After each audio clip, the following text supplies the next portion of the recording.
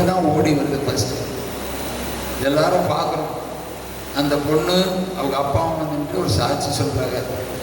எத்தனையோ வருஷம் எவ்வளவோ செலவு பண்ணி எத்தனையோ தெய்வங்களை தேடி எங்களுக்கு குணப்படுத்த முடியல. எங்கள்கிட்ட இருந்த இந்த மந்திரம் தகுதி எல்லாத்தையும் கட்டவைகள்லாம் கொண்டாந்து ஆண்டவர்கிட்ட ஒப்பு கொடுத்துட்டு இனிமேல் தொட மாட்டோன்னு தீர்மானம் பண்ணி இயேசுவை மட்டும் ஆராதிக்கணும்னு தீர்மானம் பண்ணணும். என் பொண்ணுக்கிட்ட இருந்த அந்த சக்தி வெளியில் கிளம்பிச்சு பிசாசு. அதுதான் கடைசி. இன்னைக்கு 5வது நாள், நேரத்திலேருந்து இன்னைக்கு 5வது நாள் வரைக்கும் இது வரைக்கும் அந்த ரத்த கசிவு வரவே இல்லை அப்படின்னு சொன்னாங்க. எவ்வளோ ஒரு பெரிய புதுமை! நற்கருணையில் இருக்கிற ஆண்டவர் நம்மளை அப்படியே பார்ப்பாரு, ஆசீர்வதிப்பார். இன்னைக்கு நீங்கள் நிறைய காரியங்களை செய்யணும். நிறைய பேருக்கு இது வேற இந்த சபைக்காரர்களாக இருக்காங்க, புரொட்டஸ்டன்ட் பெந்தகோஸ்து சபைக்காரர்களுக்கு இந்த ரொட்டியில் ஆண்டவர் இருக்கிறாருன்னா ரொட்டி வேணும், இயேசுடைய மாம்சம் வேணும்னு நினைப்பாங்க. ஆனால் இங்கே வச்சு ஆராதனை பண்ணால் அது விக்கிர ஆராதனை சொல்லுவாங்க. தெரியல அவங்களுக்கு. ஒரு 2 சகோதரிங்க பெந்தகோஸ்து சபையை சார்ந்தவங்க, 2 பெண்கள் தமிழ் செக்ஷனில் டிவைனில் அங்கே நடந்த ஒரு சம்பவம். அந்த சகோதரிக அங்கே ஒரு ஆராதனை கூட நற்கருணை ஆராதனை நடத்திக்கிட்டே இருப்பாங்க. ஒரு இடத்துல ராத்திரி பகலாக ஆண்டவர் அங்கே வெளிப்பாடுகளை கொடுப்பார்.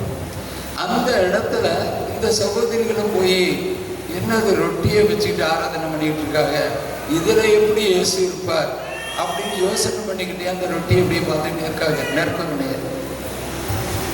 திடீர்னு ஆண்டவர் இந்த ரொட்டி அந்த நற்கருணையிலிருந்து ஒரு வெளிப்பாடு, ஒரு தரிசனத்தை அந்த 2 பெண்களுக்கு காட்டுறார். ஆண்டவர் முள்முடி தடித்தவராய் ரத்த சொட்ட சொட்ட அப்படியே காய்ச்சி கொடுத்துருக்காரு அந்த ரொட்டியில்.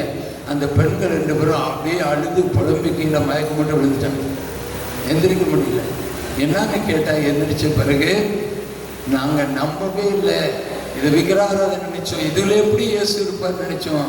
ஆனால் ஆண்டவர் எங்களுக்கு முள்முடி தரித்தவரை ரத்தம் சொட்ட சொட்ட தரிசனம் கொடுத்தாருன்னா தேம்பி தேம்பி அழுது சாட்சி சொன்னாங்களாம். பிரியமான சகோதர சகோதரிகளே, அப்படிப்பட்ட ஆண்டவர் நம் கண்ணுக்கு தெரியாம ரொட்டி உருவத்தில் இங்கே இருக்கிறார், வருவார். இன்னொரு சம்பவத்தையும் உங்களுக்கு சொல்ல ஆசைப்பட்டேன். நீங்க பெர்னதெத்து, புனித பெர்னதெத்தை பற்றி கேள்விப்பட்டிருக்கீங்களா? எந்த ஊரில் மாதா அவங்களுக்கு காட்சி கொடுத்தது தெரியுமா உங்களுக்கு? பிரான்ஸ் லூர்து நகரில். கரெக்டா? பிரான்ஸில் லூர்து நகரில் காட்சி கொடுத்தாங்க மாதா. அந்த லூர்து மாதா காட்சி கொடுத்துருக்காங்க. கொடுத்த இடத்துல அது புதன்கிழமை தோறும் அங்கே காட்சி கொடுத்ததுனால சரித்திரம் உங்களுக்கு தெரிஞ்சிருக்கலாம். முதல் புதன்கிழமை ஒவ்வொரு மாதமும் ஆயிரக்கணக்கான ஜனம் இல்லை, லட்சக்கணக்கான ஜனம் கூடுவாங்களாம். அந்த திருப்பலிக்கும் ஒரு நற்கருணை ஆராதனைக்காகவே வருவாங்களாங்க. அப்படி கூடி வரும்போது ஒரு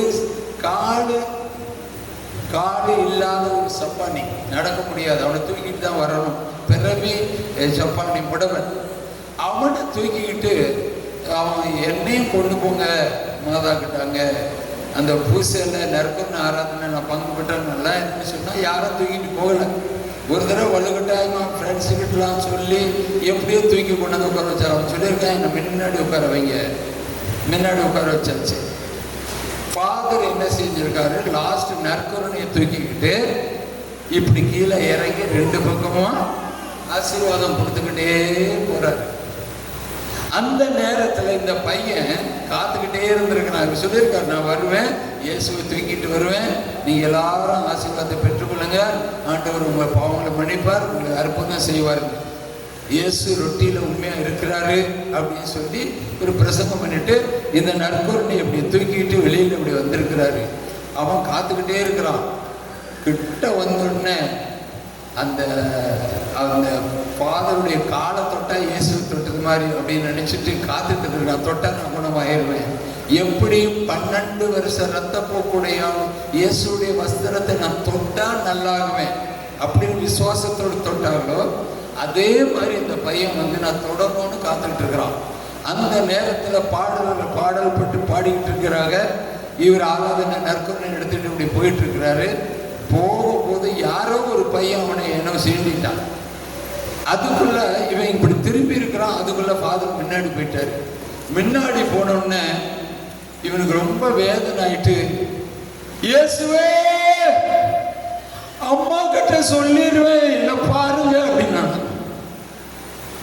அம்மா கிட்ட என்னை தாண்டி போயிட்டீங்களே. ஃபாதர் அப்படி நற்கருணையோட அவன் பக்கம் இப்படி திரும்பினாராம். ஒரு வல்லமையான ஒளி அவன் மேல பட்டு கால் வளர்ந்து எந்திரிச்சு குதிக்க ஆரம்பிச்சிருக்கிறான். ஹல்லேலூயா! எவ்வளவு ஒரு பெரிய புதுமை! நற்கருணை ஆண்டவர். இதெல்லாம் உங்களுக்கு ஏன் ஞாபகப்படுத்துறேன்னா, இன்னைக்கு நடக்க இருக்கிற இந்த நற்கருணை ஆராதனை உயிரோடு இருக்கிற கடவுள். வேணும்னா உங்களுக்கும் அதே மாதிரி ஃபாதர்கிட்ட சொல்லி கடைசி நேரத்தில் இங்கேருந்து அது வரைக்கும் வர சொல்லுவோம். நீங்கள் அதை தொட தேவையில்லை, தூரத்தில் இருந்து ஆண்டவருக்கு நன்றி சொல்லி ஆராதிங்க. என்னை தொடுங்க ஆண்டவரே அப்படின்னு சொல்லி. புரியுது இல்லையா? அது போதும், நீங்கள் கேட்டால் போதும். கேளுங்கள் கொடுக்கணும்னு சொல்கிறார். விசுவாசத்தோடு சந்தேகப்படாமல் கேட்ட ஆண்டவர் கொடுப்பேன் இருக்கிறாரு.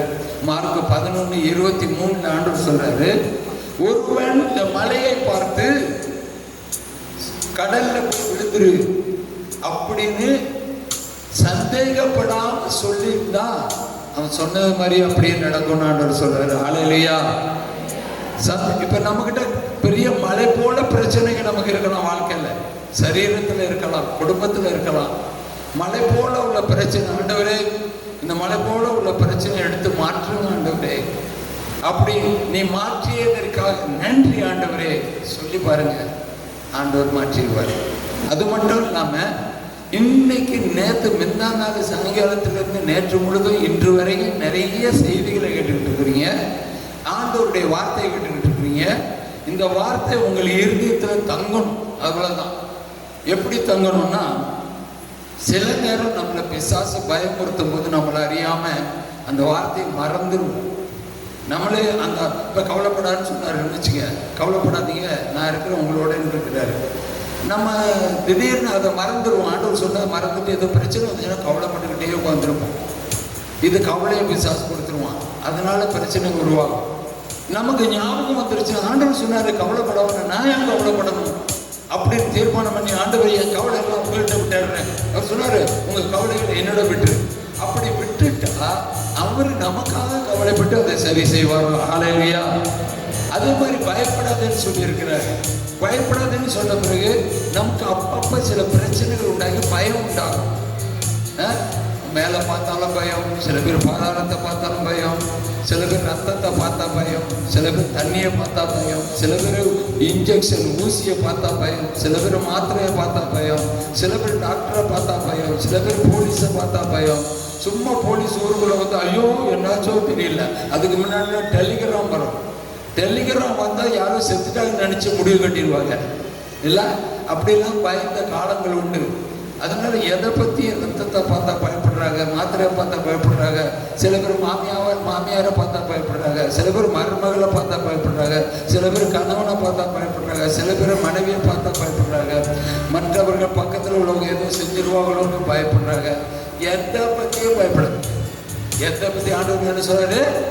எதை பற்றியுமே பயப்படாது. எப்பொழுதும் மகிழ்ச்சியா இருங்க, இடைவிடாம ஜெபிங்க, என்ன நடந்தாலும் கடவுளுக்கு நன்றி சொல்லுங்க. ஹல்லேலூயா! எனக்கு நடந்த ஒரு சம்பவத்தை நேற்று சொல்றேன், இன்னைக்கு சொல்லிவிட்டுமா? ரொம்ப இஷ்டம். இந்த மாதிரி அவங்களுக்கு ஏதாவது நடந்தாதான் நல்லதுன்னு நினைக்கிறீங்களா? நடந்ததுனால தான் எங்களுக்கு ஒரு ஆண்டவரோட நெருங்கி இருக்க ஒரு சந்தர்ப்பம் கிடைச்சது. ஹல்லேலூயா! எங்களுடைய அனுபவத்தை உங்களுக்கு சொல்லும் போது உங்களுக்கும் விசுவாசம் பலப்படும். ஹல்லேலூயா! சொல்லுங்க ஹல்லேலூயா! ஒருத்தர் ஹல்லேலூயா சொல்லி சொல்லியே டாக்டர் கைவிட்டாச்சு. நீ செத்து இது சாகிற வரைக்கும் இந்த முதுகு எலும்பு தண்டு இதாகிடுச்சு, ஸ்பைனல் கார்டு பிரச்சனை ஆகி டாக்டர் சொல்லிட்டாரு. அவர் வந்து ஒரு இன்ஸ்பெக்டர், ரிட்டையர்ட் ஆன ஒரு இன்ஸ்பெக்டர்.